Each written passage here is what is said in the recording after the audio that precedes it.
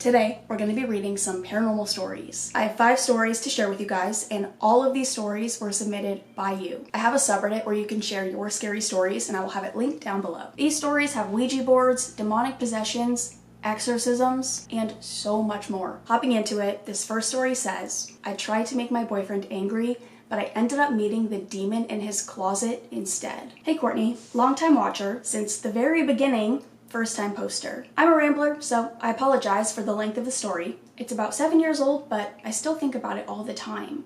My boyfriend is now my ex-boyfriend, but just to move the story along, I'll refer to him as Ronnie. I met Ronnie when I first moved to Arizona. We were each other's first serious relationship, and we were on and off for a few years in high school and a year or so after high school. When I stayed the night for the first time, he gave me ground rules for sleeping in his room. A little bit of backstory. Ronnie lived with his parents and younger brother. All of their rooms were right next to each other on the second story of their home. The bedroom he lived in was originally his older brother's room, who had moved out about 2 years prior. His older brother was into some very dark stuff, including Ouija boards, and had made contact.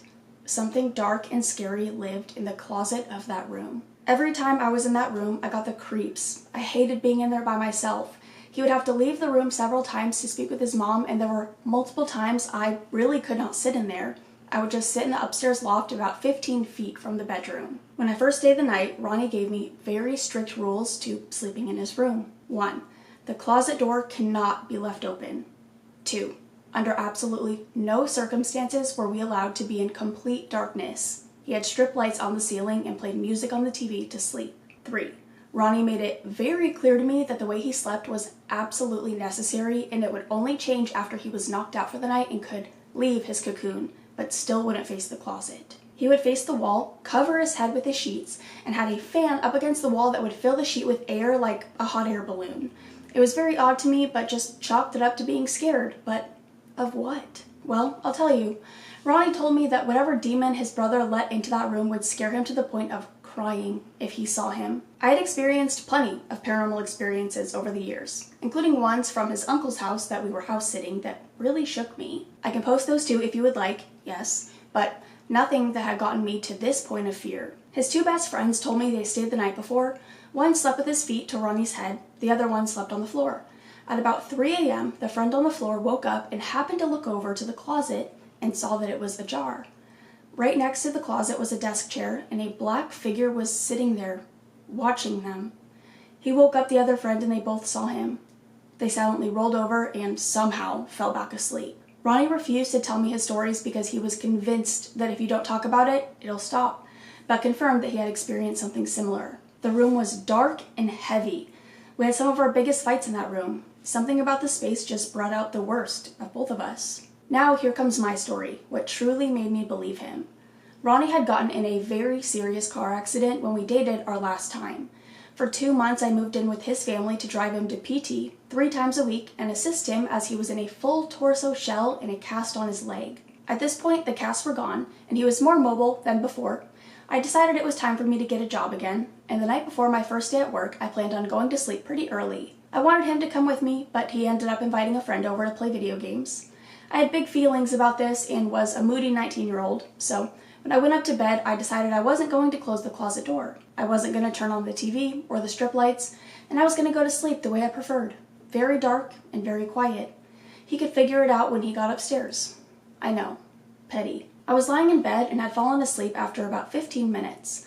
I was asleep for maybe 30 minutes when I woke up and could not move. I had experienced sleep paralysis before, so I tried to move my toes as much as I could and even tried to wiggle my fingers when I felt something crawl into the bed with me. Whatever it was, it put weight on either side of my body. I had my eyes open and couldn't see anything above me. I started praying to God that I could just regain movement. I was aware that this could be a nightmare. I tried to scream, but I couldn't. I was absolutely paralyzed.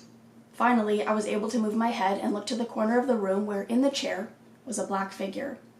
I closed my eyes and could feel tears running down my face. I could hear footsteps approaching me, and even though my eyes were closed, I could feel it standing right next to the bed. It felt like it lasted 5 minutes. I begged God to protect me, and boom, as quickly as it started, it stopped. The weight went away. I looked over and didn't see anything sitting in the chair. I was just catching my breath before realizing I hadn't actually woken up. I wasn't asleep. I wasn't dreaming. I had real tears. I just laid there in bed completely stunned. I couldn't hear anything. It was so eerily quiet and cold in a room that was usually very hot. I was overtaken by shivers and just wanted to scream out for Ronnie, but I didn't want to risk waking up his family. I tried to find my phone, but I couldn't find it in the sheets. I finally got the courage about 2 minutes later to stand up and make a break for the door. I put my feet on the floor, stood up, and I heard, "Lay down," come from the closet in a low voice. Yes, I was fully awake and standing up out of bed. I laid back down and landed on my phone. I grabbed it and called Ronnie immediately, begging him to come upstairs. I was sobbing, and his friend made it in the room first. He turned the lights on to me crying. Ronnie followed a bit slower as he was still not able to run. He looked around the room, saw that everything was off and the closet was open. He shook his head and told me I was a dumbass for not listening to him. I wasn't able to tell him what fully happened, 1, because I knew it would scare him, and 2, because when I tried, he told me not to talk about it. He didn't want to hear it. I went back home to my parents' house that night and tried to convince myself it was just a bad dream. But I know in my heart that I was awake during the entire experience. There was no denying that. Best believe I never went into that room alone again and only stayed the night once or twice more before we broke up. I don't know how I stayed there again, but he assured me that if I followed the rules, it wouldn't happen again. Sorry for the long post. There's a lot of context that goes into this story. Please let me know if you want to hear about his uncle's house. It's not as terrifying in my opinion, but I only stayed there 2 times and would not go back after those 2 times. I would love to hear about it. The way I would follow the rules, no matter where I was, like I could be at home, I don't care, and I'm following those rules because I would never risk that happening ever again. That is so scary. It's sitting in the chair, just watching you, like just sitting in the chair. Okay, this next story says, Padre's paranormal run-ins. Hi Courtney, I love your videos and appreciate the posts you make. This is short and told from my husband's perspective from his time working in a Catholic church with his uncle, who's a priest. For this story, I will refer to his uncle as Padre R. A few years ago, my husband worked with his uncle up in Northern California, who is a padre of that church in that area. My husband and Padre R worked closely together, and my husband would often go on house calls with him. Padre R has ADHD, same, and sometimes struggles driving home at night, which is why my husband would drive with him. Usually, if it wasn't reading last rites, it was an exorcism. 9 out of 10 times, it was someone having a stroke or a seizure, and they would end up calling 911. That is until one evening when Padre R got a call from a family from their church. It was 6 p.m. in the evening, and they asked him for an exorcism. My husband and Padre R went to the family home. All seemed normal until both heard glass shattering and screaming from inside the house. My husband said the air was still and thick, no birds or animals around. Padre R held him back and told him to wait in the car, nearly begging him. My husband noticed something. Padre R's usually happy and cheerful expression hardened into something of weary focus. My husband listened to him, closed all of the car windows, and locked the doors as per Padre R's instructions. The entire time, my husband was in the car. He said he heard his uncle's voice, all the prayers that he would use for exorcisms, modulated voices, and screams of horror. It wasn't until nearly midnight when Padre returned to the car. My husband noticed how disheveled he was. His collar was nearly falling off, and he was covered in thick layers of sweat. His eyes were red and wide, it seems. Trying to ask what happened, Padre R did not answer and asked him quietly to just drive him home. He wasn't himself for a few days. Whichever family member needed help was remedied, but to this day, Padre R refuses to speak about what he witnessed that evening. It was a carnal, terrifying evil. My husband noticed he was fresh out of holy water and prayed days on end with little sleep. I understand why Padre R does not want to talk about it, but oh my god, I'm just like, I need to know what happened in that house. And the fact that your husband rolled up all the windows, locked the car, was outside of the home, and could hear everything. You know that shit was loud. Our third story says, what tried to kill me that day? Hi Courtney, I'm a huge fan and I love listening to you tell everyone's stories. I thought I would share one of the scariest times of my life that still haunts me to this day. I apologize for the awful grammar and spelling. Also, apologies, this will be a long story, and the first one I ever wrote. Anyways, I hope you enjoy and read the story. Trigger warning, murder and assault. I'm a female, and this story happened just a year ago on the day I'm posting it. For reference, I would be 15 at the time and deep into the paranormal. I'm a medium, and I've always seen spirits from a young age. I believe I was given this ability when I was about 3. I died for a couple minutes and was brought back. I was very sick as a child, and the doctors couldn't figure out why. Ever since then, my parents remember me talking about kids or adults that were never there, and believed it was my imagination, but as I got older, I kept seeing them. I knew it wasn't just in my head. I know many people don't believe in mediums, but I swear I see people that aren't really there. The night before this story, I had a dream of an older woman coming to tell me to wake up many times. I did used to get sleep paralysis, and I believed it was that until she told me to wake up as the gas was still on. This caused me to wake up in a panic and go to the kitchen to find not one, but all of our gas stoves on. This was the first time I had seen her, but hasn't been the last. I think of her as my guardian. The next day, me and my friends were going to explore an abandoned tax building, as we were all big fans of Sam and Kobe. We wanted to see what all the fun was about, and now deep down, I regret every decision I made that day. We planned on staying all day, so we packed food, water, chargers, flashlights, everything you would need basically. And our parents thought we were sleeping at a different friend's house. They always covered for us, and we were going to hopefully stay the night. As we made our way towards the building, my friends were Googling the history on it. We soon found out it was forced to close due to one guy killing his coworker and assaulting her in front of his colleagues. Not only did he kill her, but he killed 4 others, 5 total. We all became freaked out and didn't want to chicken out, and knew the only thing we were risking was the chance of squatters. As we entered the building, I felt as if the air in my lungs was being squeezed out of me while everyone else was fine. It was almost like whatever was in there knew I was the only one that could sense them and see them. As we explored for an hour or so, we heard the usual building noises, until I heard a scream.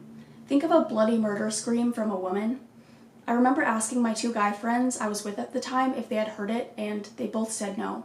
So we just continued exploring. After being there for about 3 hours, I decided to wander off alone, knowing I had seen a ghostly figure of a woman and seen her enter a room. As I went into the room alone, that's when I saw something move. I assumed it was the woman at the time. The next thing I saw was blood on the walls and blood on the floor.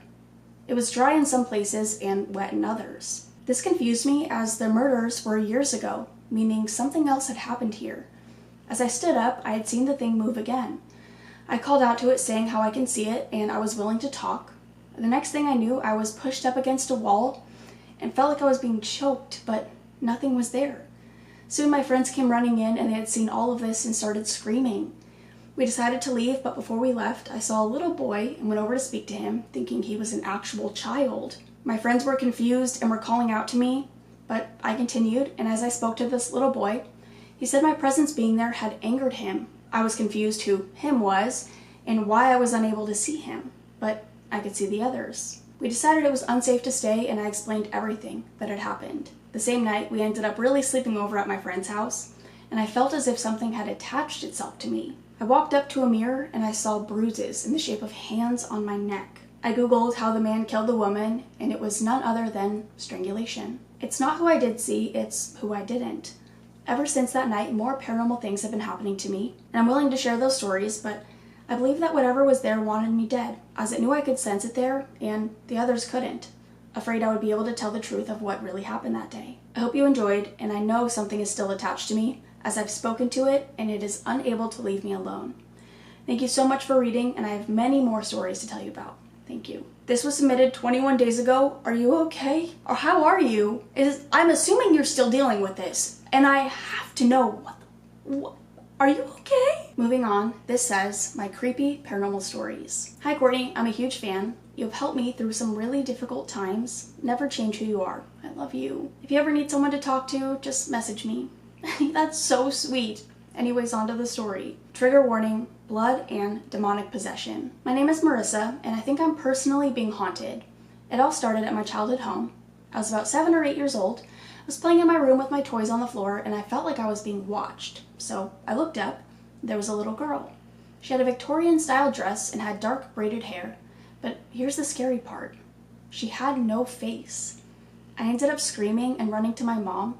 Of course, she thought it was my imagination. I refused to sleep in my room by myself. The next paranormal experience was when I was 17 years old. I was hanging out with my next door neighbor, who was a medium. Her name is Alice. Alice, who was my best friend, and me were doing each other's hair when we heard a huge crash come from the kitchen. We looked at each other and slowly went into the kitchen. Every cabinet and drawer was open. Alice looked at me and said, "We need to leave now." So we left and we went to the park.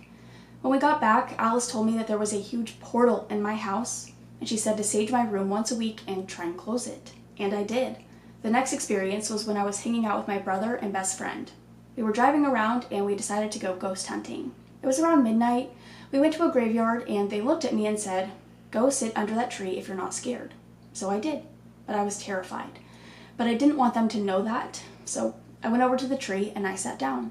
About 10 or 15 minutes pass and they start screaming for me to get back to the car.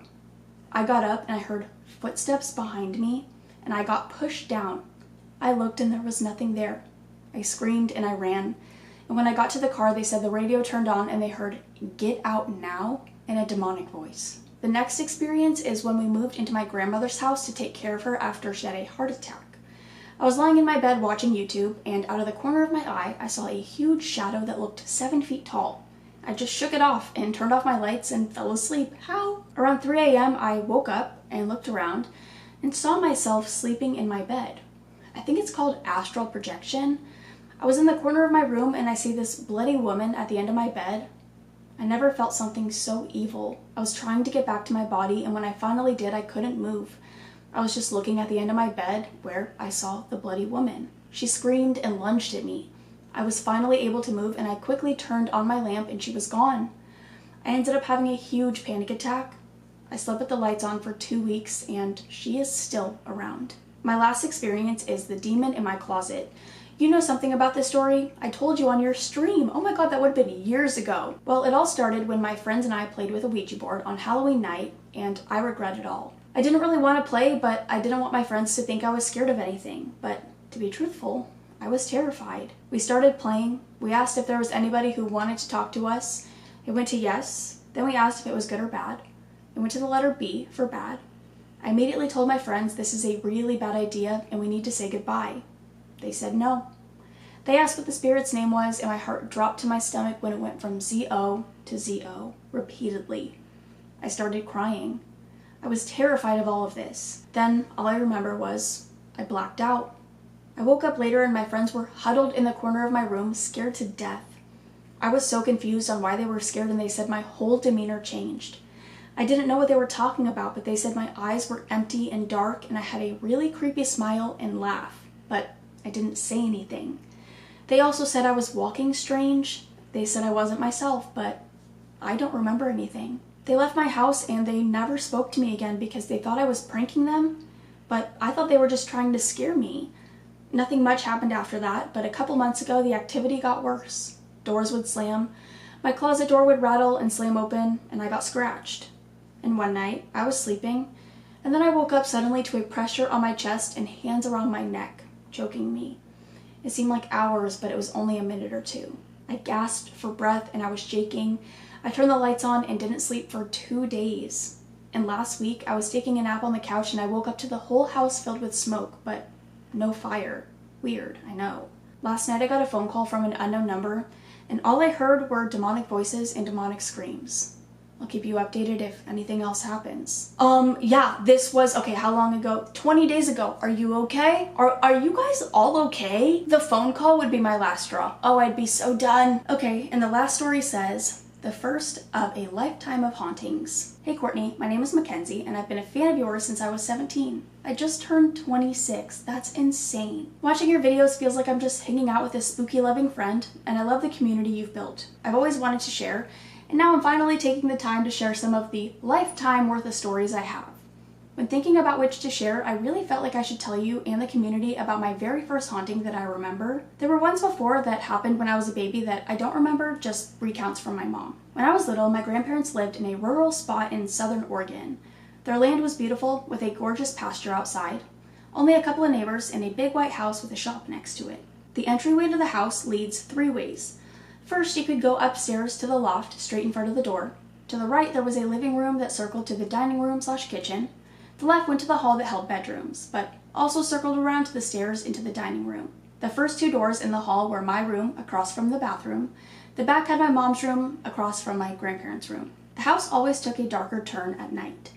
The energy would shift, and it's as if things would emerge. Between shadow figures, footsteps, the occasional voice, the dogs alerting to nothing there, and eerie dreams. It was a lot, but I'm getting ahead of myself. I was about 4 years old when this happened. I woke up thirsty and went to go grab water. The hall also led to the dining room. Once I reached it, I looked into the living room and my stomach dropped. At such a young age, it was hard for me to comprehend what I was feeling, but I recognize it now as dread.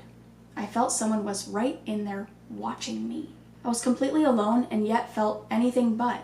I decided to skip the water and just go back to bed. Looking back at my room, I saw the door was closed, and when I reached to grab and push the doorknob down, it was stuck, locked. Immediately, I went to my mom's door, and it was the same, locked.